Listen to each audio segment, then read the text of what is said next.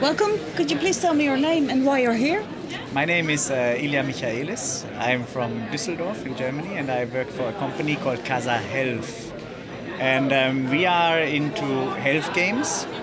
You built them yourselves? We built them. We are a developer Yeah. of game developer. We used to develop commercial games from 2001 to 2008 on the mobile sector for these old Java Nokia telephones. And since 2009, we restructured the company and focused on health. And we wanted to bring. Why? Because one is the mobile games sector. Yeah. Especially the Java games, which existed until the event of the iPhone, was completely different from now, and it does in that form does not exist anymore.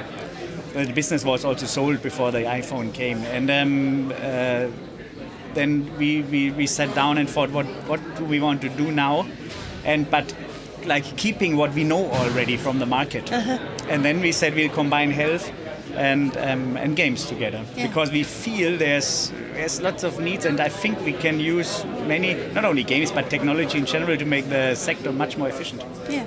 So you come up with this idea. You think, well, this is a good business, probably. That's why you move into this way. This is, of course, also one.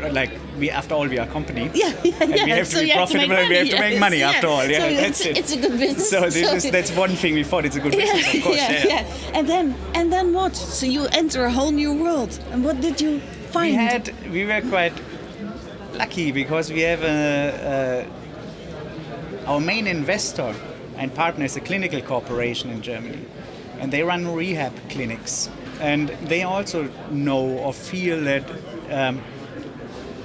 parts of that sector have to get more efficient, because it's not a secret all over the world.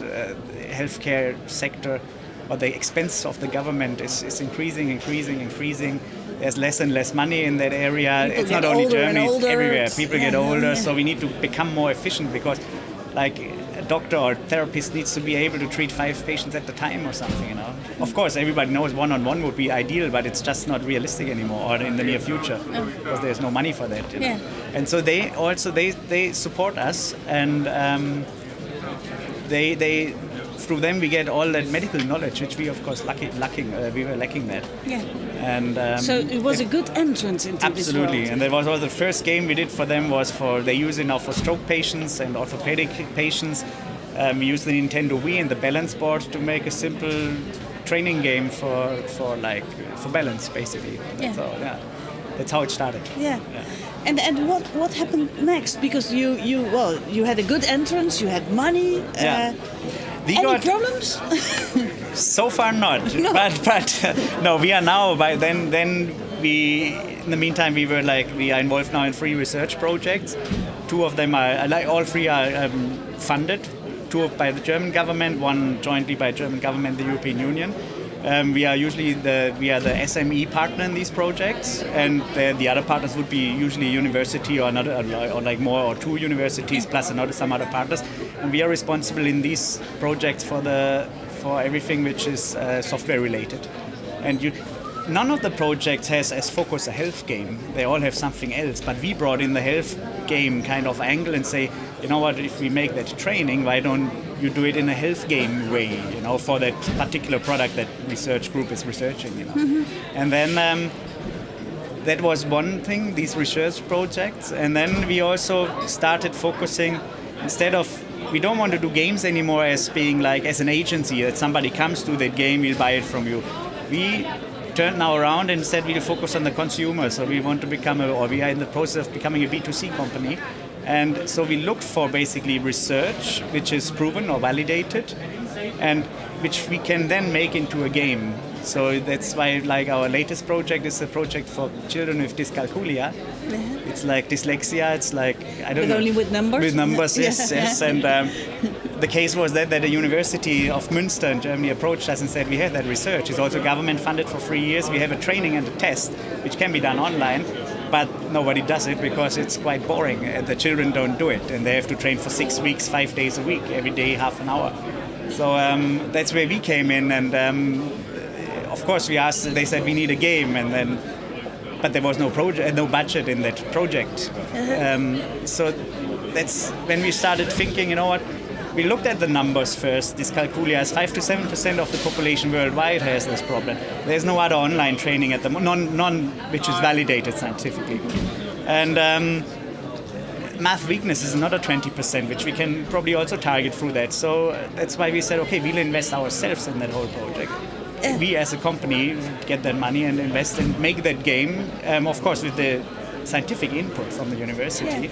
And that is our approach now, to get validated research, then get our case together, make a product out of it. You know? So you basically turned it around, because usually, game designers start by a wild idea. They start building it, and then they look for validation. Yes. But you started with the validation. Yes. Is this a lesson, you think? Is this what you tell people over here? This is what you should do, because this is the way to go. I think it is certainly one way to do it. Like for us, it works, and it worked. That we take research. It's much easier.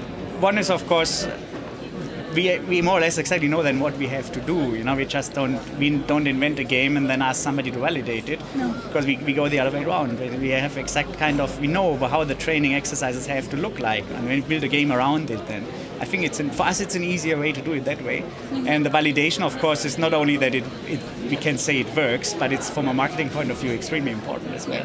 Yeah. It's like, at least for the first entrance, you know, if you say somebody it's validated, there's a university who did research on that.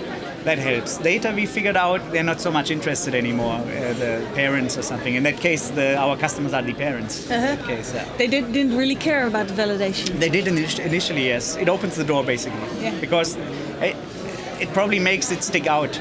Because there are plenty of math games. You just have to go to the App Store or the Google Play Store or wherever. There are plenty of math games there, but none is validated. Some people, and probably they are developers themselves, say, well, if you have to look at validation, it takes away the fun. It restricts you in so many ways. Actually, it does in some way. We had that discussion also in our team, especially with the designers, and they said, oh my God, but can we not change it because it looks horrible that way? But we always find a perfect compromise now, and it works actually, because I think, especially with a training game, we have enough freedom to go around making a test, like a scientific test, where that is something which is very particular. You know, if they use the gray background, it has to stay a gray ground in their validation study. Like that our Dyscalculia game was validated with the test was validated with almost 1,500 children, like nationwide, and it has to stay how it is. You know, we can't make it more pretty. Yeah. Whereas in the training, we have a little bit more freedom, because what we do actually, the exercises are as they are. They're boring math exercises, but we build a game around it. You know, a story from day 1 until day 30, and like a fairy tale. So, and there we have all the freedom we need.